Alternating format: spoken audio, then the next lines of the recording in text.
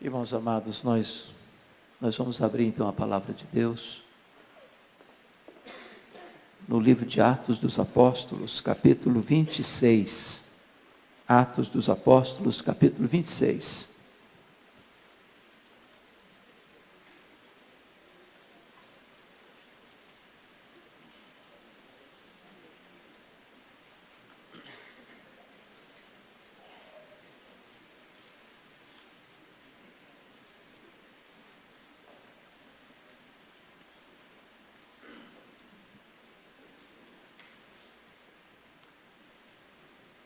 Nós vamos ler até o versículo 29. Atos 26, 1 a 29.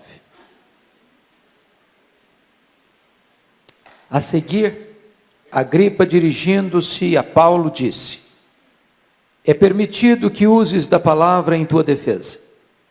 Então Paulo, estendendo a mão, passou a defender-se nesses termos: tenho-me por feliz, ó rei Agripa, pelo privilégio de hoje na tua presença poder produzir a minha defesa de todas as acusações feitas contra mim pelos judeus. Mormente porque és versado em todos os costumes e questões que há entre os judeus. Por isso, eu te peço que me ouças com paciência.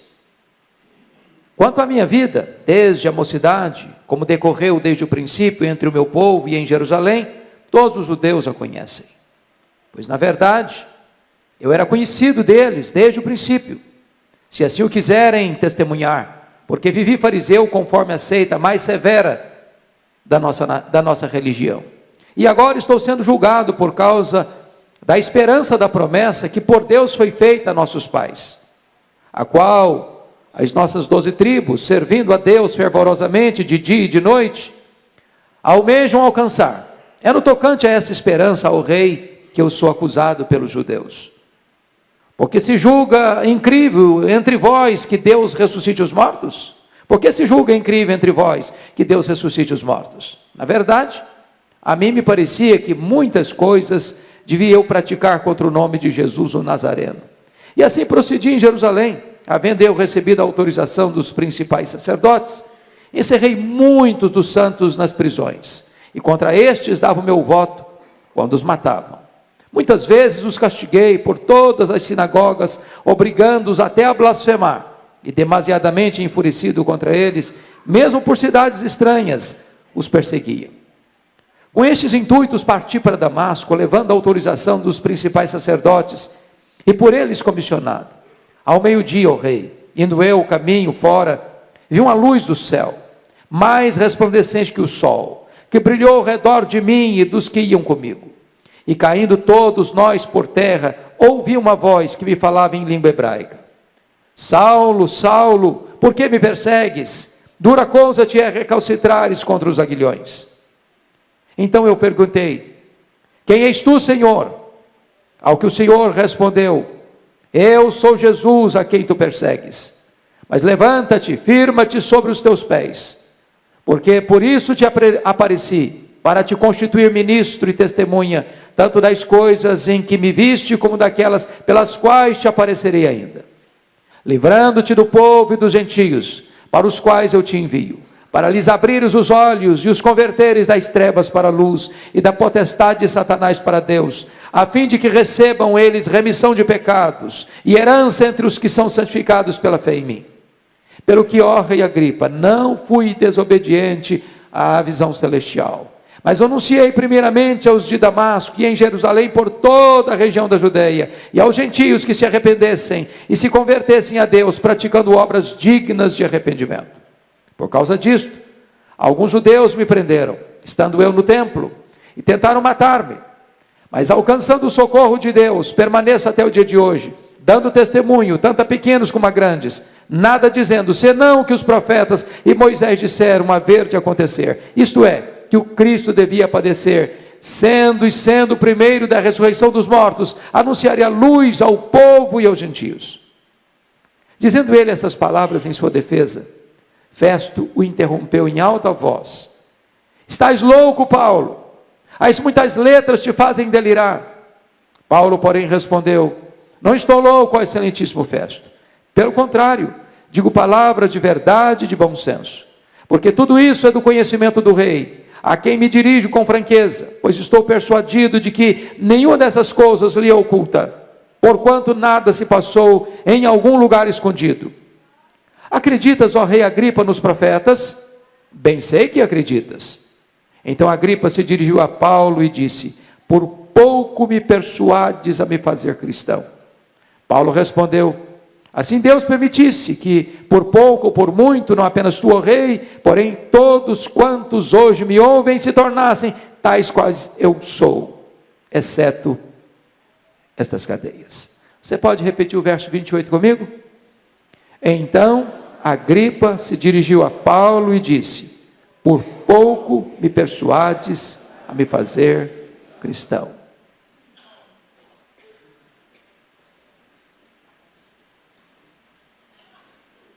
Eu quero conversar com você sobre o tema quase salvo, porém fatalmente perdido. Quase salvo, porém fatalmente perdido. Nós estamos diante de um dos maiores gigantes da história. Nós estamos diante do maior paladino do Evangelho, do grande bandeirante do cristianismo. O homem de mente peregrina, o homem de cultura invulgar, o homem de personalidade prismática, o campeão na história da igreja em plantio de igrejas, o incansável ganhador de almas. Estamos diante do apóstolo Paulo. Desde a sua conversão, ele enfrentou lutas, muitas lutas. Suportou cadeias, sofreu açoites, foi perseguido, foi açoitado com varas, foi preso, enfrentou naufrágios, trazia no corpo as marcas do Senhor Jesus, foi fuzilado pela fúria do inferno, foi atacado por todas as frentes e torpedeado pelos dardos mais inflamados do maligno. Este homem sofreu fome, sofreu sede, sofreu injustiça as mais severas das mãos dos homens. Para pregar o Evangelho, ele atravessou províncias, rompeu fronteiras, marchou por estradas, cruzou desertos, navegou mares encapelados, percorreu cidades, campos, vilas, desertos, entrou nos templos, nas sinagogas, falou nas praças, nas ilhas, na praia, nas escolas, nas prisões, nos régios salões das altas cortes, pregando o Evangelho a escravos e a livres, a reis e a vassalos, a grandes e a pequenos, a sábios e a ignorantes, a multidões e a solitários, sempre falando com intenso fervor e ardor, com saúde ou com doença, preso ou em liberdade, na cadeia ou nas praças, acolhido ou escorraçado, aplaudido ou apedrejado, amado ou odiado, na pobreza ou na fartura, pregando o Evangelho. Ele fez 3 viagens missionárias: província da Galácia, província da Macedônia, província da Acaia, província da Ásia Menor, plantando igrejas, levando a Cristo centenas, milhares de pessoas. Agora ele está de volta a Jerusalém, não para se aposentar, não para deitar numa cadeira de balanço, não para vestir um pijama. Ele volta, sim, com as mãos cheias de ofertas aos pobres da Judéia. Quando ele chega em Cesareia, Ágabo profetiza que ele vai ser preso. Vai ser preso em Jerusalém. Os discípulos tentam demovê-lo, mas corajosamente ele diz para eles: o que vocês estão fazendo comigo? Eu estou pronto não só a ser preso, eu estou pronto a morrer pelo nome de Jesus. E ele foi para Jerusalém, e ele foi preso. Conspiraram contra ele, armaram ciladas contra ele, resolveram matá-lo, fizeram juras e voto de que o matariam. Por providência de Deus, a trama é descoberta. E Paulo é transferido para Cesareia Marítima. Ali ele é acusado durante 2 anos. O inferno vomitou contra ele toda a sua fúria. O diabo arregimentou contra ele toda a sua corja.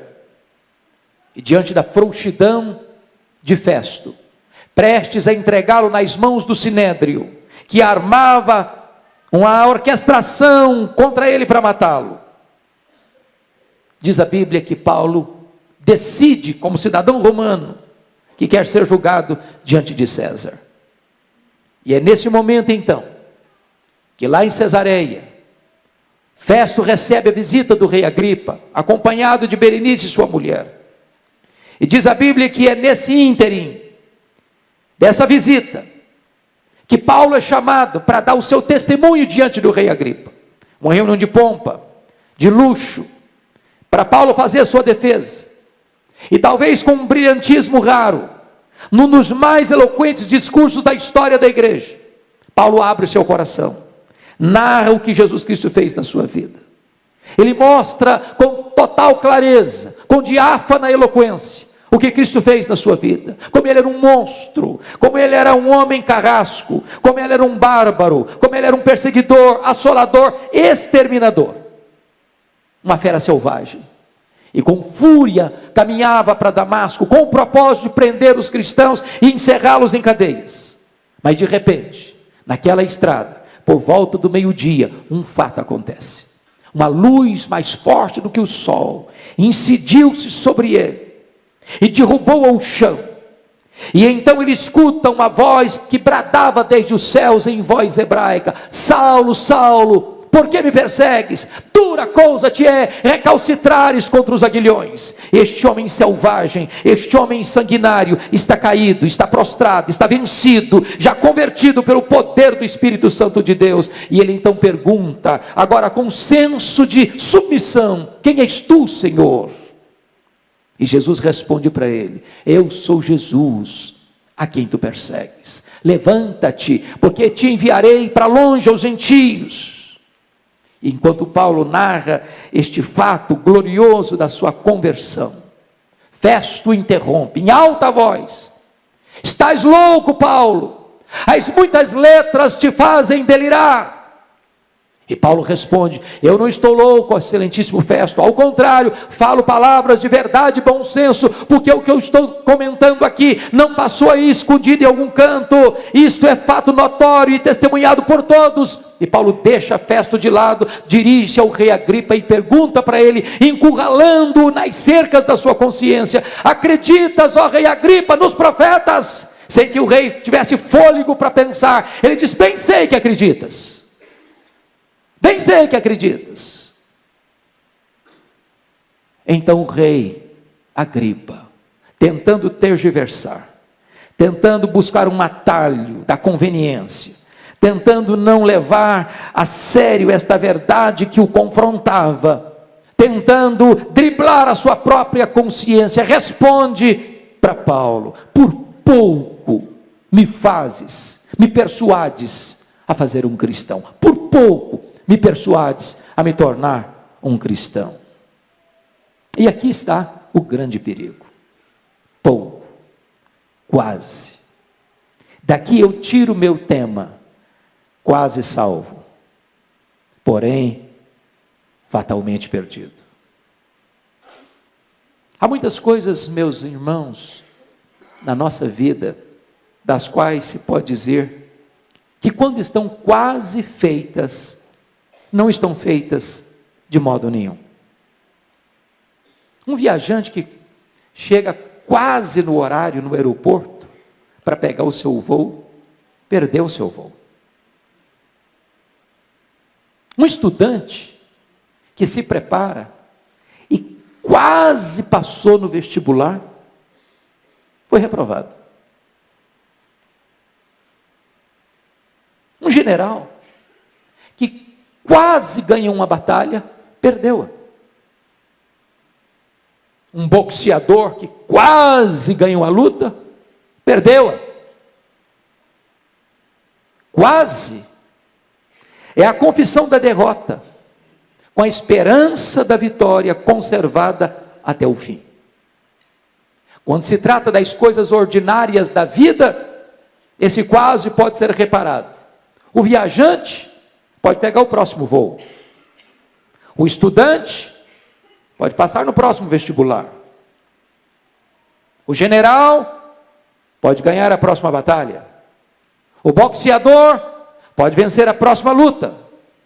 Há ocasiões, entretanto, que o quase é irreparável.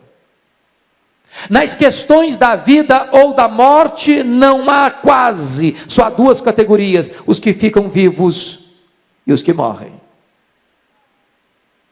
Um cirurgião famoso, que está escalado para fazer uma das mais delicadas cirurgias de um personagem tão conhecido na história.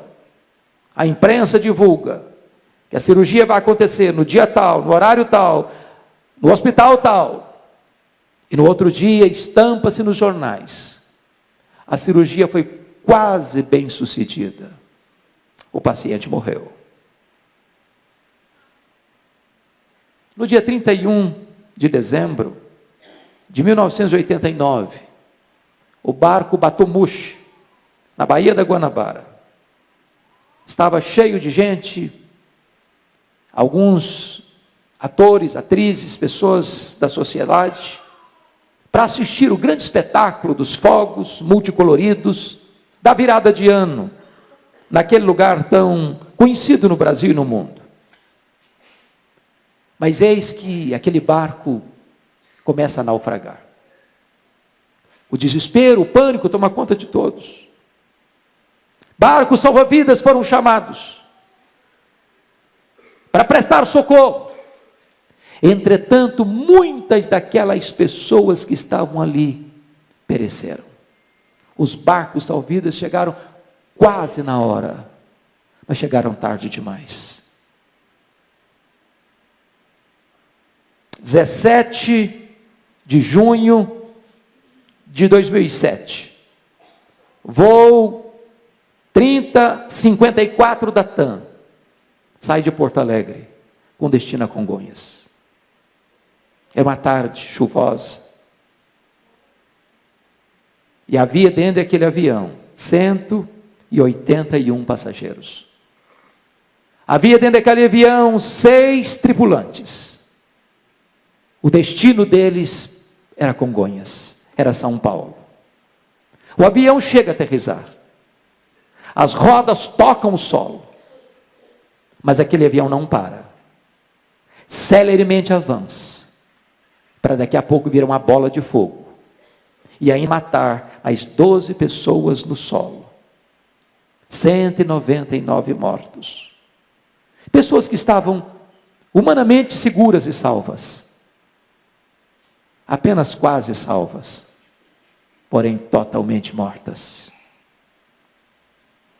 No dia 5 de setembro de 1870, 11 alpinistas foram escalar o Monte Branco em Chamonix, no interior da França.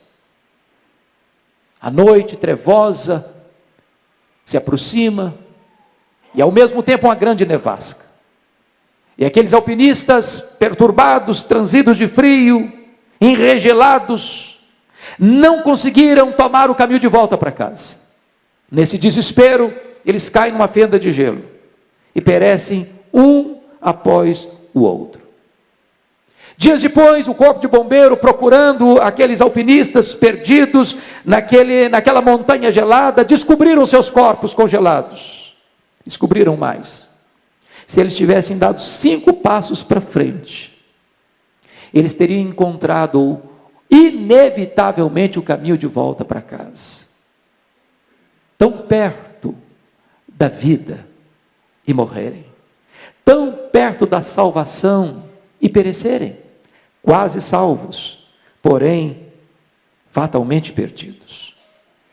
Pode ser que para você que veio aqui nesta noite, não falte para você quase nada para você ser salvo. Quase nada para você se tornar um filho de Deus. Mas esse quase é o intervalo entre você e a salvação. Esse quase é a distância que há entre você, ou o desejo de você ser salvo, e o fato de você o ser. Esse quase é a ponte que você precisa atravessar para que você seja salvo e atingir a segurança da vida eterna. Quase não adianta para você.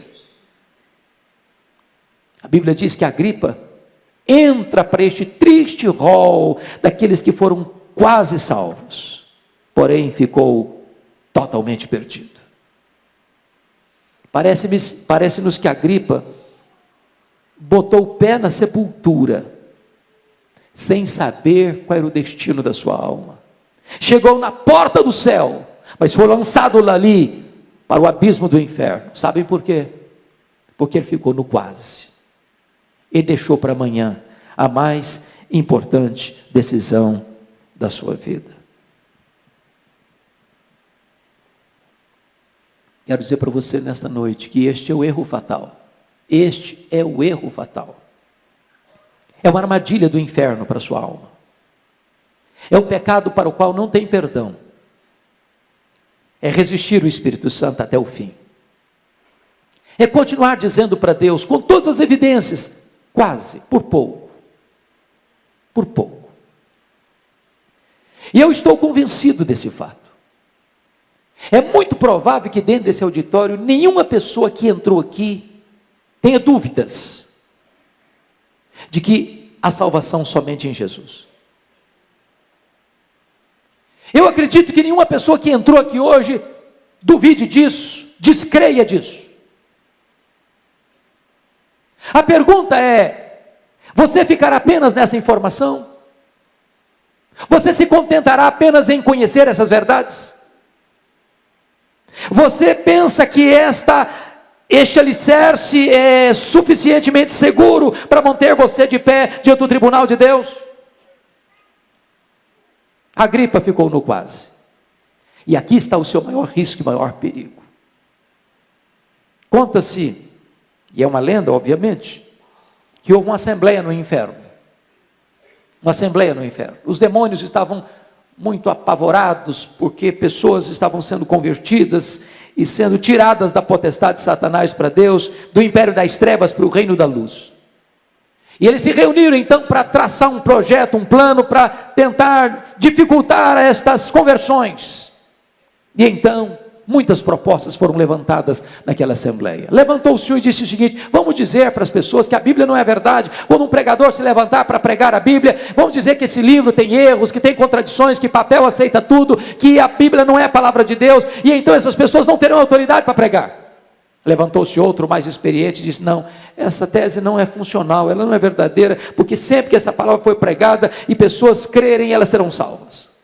Levantou outro demônio e disse: então vamos dizer para as pessoas que há outros salvadores, que não é só Jesus que salva, que Maomé salva, que Buda salva, que Allan Kardec salva, que o Papa salva, que Maria salva, que Pedro salva, que há muitos caminhos para Deus. Levantou outros demônios mais experientes: não, essa não vai funcionar, porque quando as pessoas ouvirem que só Jesus é o caminho para Deus, se arrependerem e crerem, elas serão salvas. Levantou-se outro e disse: então vamos dizer que o homem não é pecador, que o homem é bom, que ele merece, que ele faz boas obras, que ele pode ser salvo pelo seu sacrifício, pela sua obra, pela sua religiosidade, pelos seus predicados morais. Levantou-se outro demônio e disse: não, essa também não vai funcionar, porque o homem sabe que é pecador, ele tem experiência que é pecador, e no momento que ele se arrepender dos seus pecados e correr para os braços de Jesus, ele será salvo. Muitas outras propostas foram levantadas, até que levantou-se o maioral dos demônios e disse: eu tenho uma solução. Vamos dizer para os homens que a Bíblia é a verdade. Vamos dizer para os homens que só Jesus Cristo salva.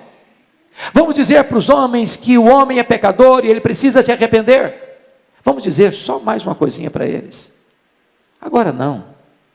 É cedo demais. Agora não. Deixa para depois. Deixa para mais tarde. Deixa para outra ocasião. Adia essa decisão. Vamos deixar os homens quase salvos, porém, fatalmente perdidos. Deixa eu dizer para você, deixar para depois é uma emboscada para a sua alma, é uma armadilha para a sua vida. Deixar para depois é você entrar nesse alçapão do inferno. Jesus Cristo deixou extremamente claro: quem não é por mim é contra mim. Portanto, note isso: você hoje não pode ficar numa posição de neutralidade diante de Jesus, até porque não existe essa posição de neutralidade. Aliás, é imperativo dizer para você: você é escravo da sua liberdade. Você é escravo da sua liberdade. Você que entrou aqui hoje não pode deixar de tomar uma decisão. Sabe por quê? Porque você é escravo da sua liberdade. Você é como alguém dentro de um barco, rio abaixo. Lá na frente tem um grande abismo. Você pode tomar algumas decisões. Você pode tomar a decisão de pular do barco. Você pode tomar a decisão de remar para a margem. Você pode tomar a decisão de achar que o abismo não existe. Você pode fazer de conta que não há perigo à frente. Só uma coisa você não pode fazer: é deixar tomar uma decisão. Mas você pode argumentar: mas eu não quero decidir nada, eu estou indeciso. Pois se você está indeciso, eu quero dizer que isso já é uma decisão, porque a indecisão é a decisão de não decidir. E quem decide não decidir, decide não a favor de Cristo, mas contra Cristo, porque ele diz: quem comigo não ajunta espalha, quem não é por mim é contra mim. Deixa eu dizer uma coisa para você. Aqueles que nunca pensaram no céu vão se lembrar dele no primeiro minuto de inferno. Eu repito: aqueles que nunca pensaram no céu vão se lembrar dele no primeiro minuto de inferno. Mas já será tarde demais. A Bíblia fala de um homem muito rico que vivia em banquetes, regalando-se com suas vestes, com seus convivas, com seus banquetes. E à sua porta havia um homem chamado Lázaro, chagado, ferido, faminto. Este homem nunca se importou com o seu próximo. Diz a Bíblia que Lázaro, cujo nome significa aquele que confia em Deus, morreu e foi levado, escoltado pelos anjos ao seio de Abraão. Diz a Bíblia que o rico morreu, foi sepultado, e no inferno, estando em tormentos, lembrou-se: pai Abraão, eu estou atormentado nessas chamas. Peça a Lázaro que molhe a ponta do seu dedo em água e põe aqui na minha língua para me refrescar a língua, porque estou atormentado nessas chamas. E eu pergunto a você: o que adianta uma gota d'água nas chamas do inferno? Era tarde demais. E a palavra para ele foi esta: há um grande abismo entre nós e vós, de tal maneira que os que estão aqui não podem passar para lá, nem os que estão lá passarem para cá. Hoje, agora, nesta noite, eu posso dizer para você: a porta do céu está aberta para você. E Jesus convida você: vinde a mim, todos vós que estáis cansados e sobrecarregados, e eu vos aliviarei. Hoje Deus convida você: convertei-vos, convertei-vos de todo o vosso coração, convertei-vos dos vossos maus caminhos, porque havereis de morrer. Mas você pode fazer a seguinte pergunta: o que pode me separar deste convite? O que pode me fazer rejeitar esse convite? Que razões me levam a deixar para depois? Que fatores me levam a ficar apenas no quase? Primeiro, tem muita gente que deixa para a última hora, ou fica no quase, por causa do amor do dinheiro. Amor do dinheiro. Tem gente que já vendeu sua alma para o diabo por causa de dinheiro. Tem gente que já negociou os princípios e valores absolutos da sua consciência por causa do lucro fácil, ilícito. Tem muitas pessoas que por causa do dinheiro mentem, roubam, corrompem, oprimem, matam, morrem. Tem muitas pessoas que pensam que se elas tiverem dinheiro, elas estarão seguras, mas o dinheiro, embora bom em si, ele pode dar para você uma boa casa, mas não pode dar para você um lar. Ele pode dar para você uma bonita roupa, mas não pode dar para você saúde. Ele pode dar para você bom alimento, mas não dá para você apetite. Ele pode dar para você um rico funeral, mas não dá para você a vida eterna. Foi Jesus Cristo quem disse a um homem que disse para a sua alma: agora, ó minha alma, come, bebe, regala-te por longos anos. E Jesus Cristo disse: louco, o que tens preparado para quem será? Esta noite te pedirão a tua alma. O que está afastando você de tomar essa decisão? Segundo lugar, amor ao mundo. Irmãos, tem tantas pessoas que estão flertando com o mundo, apaixonadas pelo mundo, pelo glamour do mundo, pelos prazeres do mundo, pelos prazeres da vida. Elas acham que se crerem em Jesus, se entregarem sua vida para Jesus, a vida vai ser massacrante, a vida vai ser enjoada, a vida vai ser árida, a vida vai ser sem graça, a vida não vai ter prazer, e elas pensam que o prazer está no pecado, que o prazer está nos banquetes do mundo, e elas então oferecem o coração delas para satisfazer-se nesses banquetes, mas rejeitam o banquete da graça de Deus.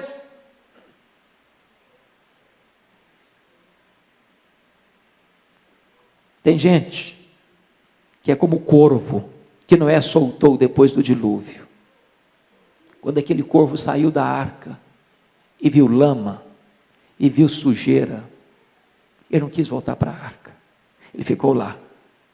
Preferiu a sujeira da lama do que o conforto, a segurança da arca da salvação. Há muitas pessoas que são amigos do Evangelho, gostam do Evangelho, até vêm à igreja, até gostam de cantar as músicas, até gostam de participar das atividades da igreja, mas nunca romperam com o mundo, nunca romperam com o pecado, nunca cindiram definitivamente com aquilo que os prende umbilicalmente ao mundo, gostam das coisas do mundo mais do que das coisas de Deus, ficam no quase, estão quase salvas, porém fatalmente perdidas. O que é que está afastando você de tomar essa decisão? Outras pessoas deixam de tomar essa decisão por causa das amizades. Irmãos, se essas paredes pudessem falar, talvez dir-nos-iam que há pessoas que estiveram aqui conosco, cantando os cânticos de Sião, que hoje estão fora. Talvez qualquer um de nós aqui pode relatar de pessoas que já participaram conosco, cantando os cânticos de Sião, assentados ao redor da mesa do Senhor, e que hoje saíram, e que hoje fugiram, influenciados por mais amizades, e se perderam no mundo. Quem de nós não conhece a história de Elvis Presley? O famoso, rico, conhecido cantor de rock, talvez o maior deles, criado numa igreja evangélica, cantando no coral da igreja, que por influência do mundo, deixas o redil, o aprisco das ovelhas, vai se comprometer com drogas, vai ter um fim tão triste, morrer de overdose, influência das amizades. Há muitos pródigos que saíram da casa do pai, estão hoje num país distante, ou estão hoje na pocilga das drogas, do sexo ilícito, irresponsável, do álcool, das desgraças e mazelas desta vida, por influências de falsas amizades. O que está impedindo você de tomar essa decisão, de ficar com uma gripa quase, por pouco? Tanta gente, por influência da família. Eu conheço gente que diz assim: eu prefiro ir para o inferno de que mudar de religião. Meus avós pertenceram a esta religião, meus pais pertenceram a esta religião, eu nasci nessa religião, eu estou educando os meus filhos nessa religião, e eu prefiro me perder do que mudar. E Jesus Cristo foi categórico em dizer: quem amar mais o seu pai e a sua mãe do que a mim, não é digno de mim. Se você parar para perceber, essa família herodiana perdeu todas as suas oportunidades. A Bíblia nos fala de 4 Herodes. Herodes o Grande, aquele que mandou matar as crianças de Belém. Depois Herodes Antipas, aquele que prendeu João Batista e mandou degolar João Batista na cadeia. Aquele que zombou de Jesus no seu julgamento. Depois o terceiro Herodes, Herodes Agripa I, aquele que ouviu o evangelho pelos apóstolos, mas perseguiu a igreja de Deus em Jerusalém, e mandou passar ao fio da espada Tiago, e mandou prender Pedro na prisão máxima, e por não ter dado glória a Deus, ele foi comido de vermes. Agora estamos diante do último membro da família Herodiana, Herodes Agripa II. Ele está diante do maior evangelista da igreja, o apóstolo Paulo. Mesmo confrontado pela verdade, mesmo ouvindo o evangelho, mesmo ouvindo o testemunho de conversão de Paulo, ele escuta essa mensagem e diz para Paulo: Paulo, por pouco me persuades a me fazer um cristão, quase salvo, porém fatalmente perdido.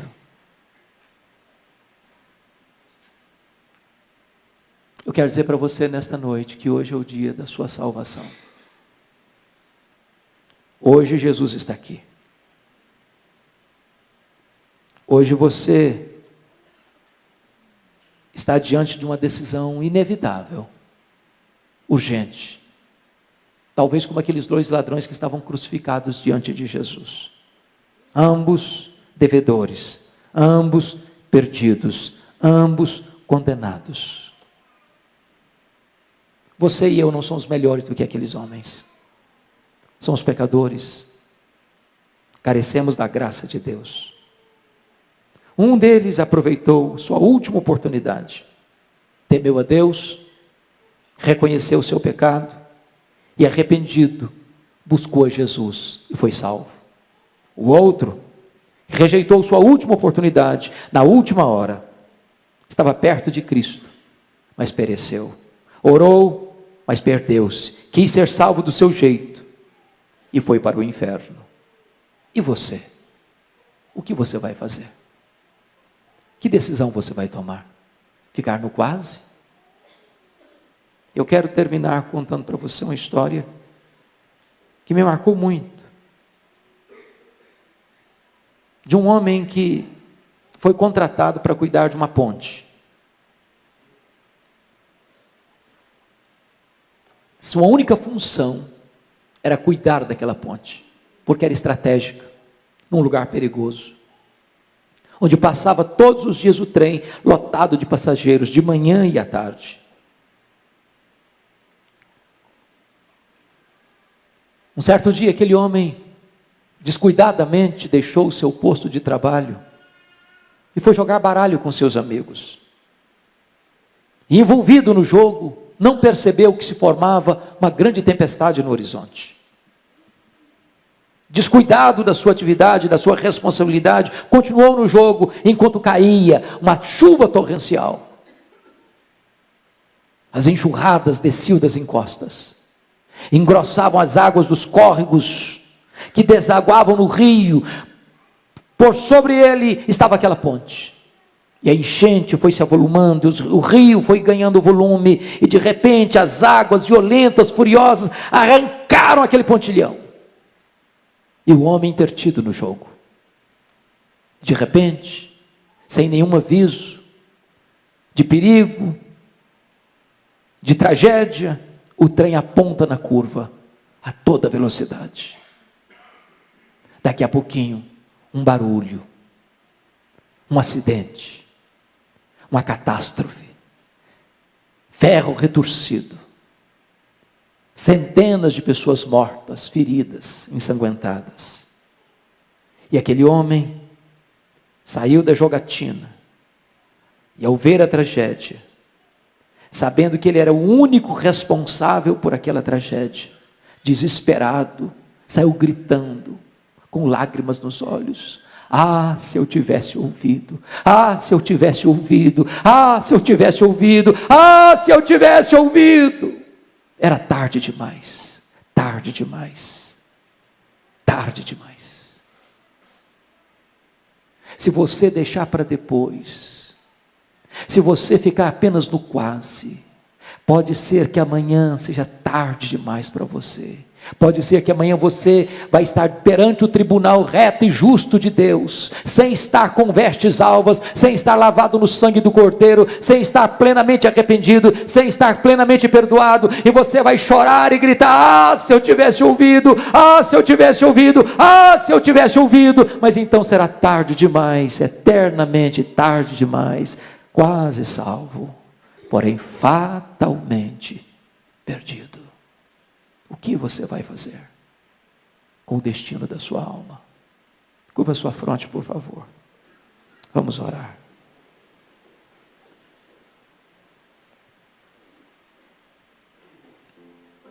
Nenhuma decisão da sua vida é mais importante do que essa. Nenhuma. Nenhuma decisão. Essa é a mais urgente, necessária decisão da sua vida. Você pode ganhar o mundo inteiro, se você perder sua alma, de nada valeu. Você pode pertencer à família mais famosa, mais conhecida, mais honrada dessa cidade. Se você não se converter, se você não nascer de novo, se você não se render a Jesus Cristo, nada disso vai valer. Você pode ter fama, sucesso, você pode ter uma brilhante carreira profissional, você pode ter sucesso na sua vida afetiva, você pode ter construído uma família maravilhosa, você pode ser amado na sua família, mas se você não for salvo, nada disso lhe aproveitará. Hoje é o dia da sua decisão. Hoje é o dia. Amanhã pode ser tarde demais. Se hoje você ouvir a voz de Deus, não endureça o seu coração. Porque o amanhã você não administra. Você não sabe se Deus vai preservar a sua vida. E você não sabe se Deus lhe dará uma outra chance. Você não sabe se você terá um novo tempo para você ouvir a voz de Deus. Por isso a Bíblia diz: se hoje você ouvir a voz de Deus, não endureça o seu coração. Eu quero orar por você. Se você deseja tomar essa decisão, é aí no silêncio do seu coração. Porque essa é uma decisão pessoal, intransferível. Só você, seu pai, sua mãe, seu marido, sua mulher, seus filhos não podem tomar essa decisão por você. Ela é sua, somente sua. Então nesse momento, fale para Deus. Ore comigo assim: ó Deus, eu ouvi nesta noite a tua palavra. E eu reconheço que eu sou um pecador. E eu reconheço que só há salvação em Jesus Cristo. E eu reconheço que hoje é o dia da salvação.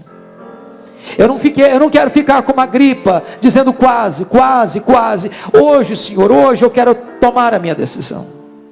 Por amor do teu nome, muda a minha vida. Dá-me um novo coração.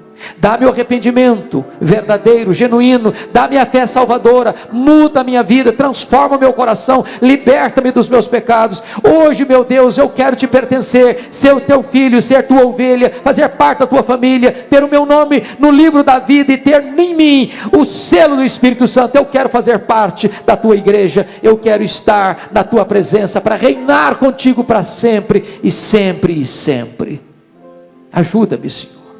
Eis-me aqui, recebe-me, transforma-me, liberta-me, perdoa-me, salva-me, em nome de Jesus, em nome de Jesus, amém.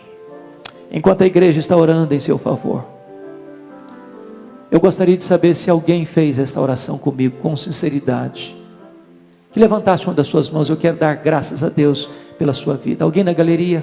Amém. Mais alguém na galeria? Amém. Mais alguém na galeria?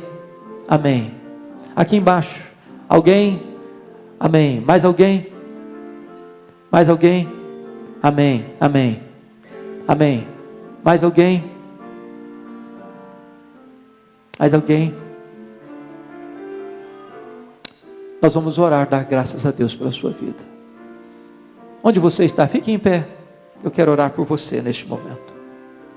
Pode ficar em pé onde você está. Eu vou orar por você neste momento. Graças a Deus. Ah, Senhor, glória ao teu nome, porque tu és o Deus da salvação. Glória ao teu nome, porque a tua palavra foi anunciada nesta casa. E a tua palavra é viva e poderosa. Agora toma estas vidas em tuas mãos, cobre-as com o sangue de Cristo Jesus, dá a elas o teu perdão, dá a elas a alegria da salvação, dá a elas a certeza da vida eterna, dá a elas, meu Deus, a experiência gloriosa de um novo nascimento, para que elas possam pertencer à tua família, ao teu rebanho, e receberem de ti, Deus, a alegria e a segurança de que estão nos teus braços, e dos teus braços ninguém pode arrancá-las. Glória ao teu nome, por tão grande salvação. Louvado seja o teu nome, em nome de Jesus. Amém. Amém.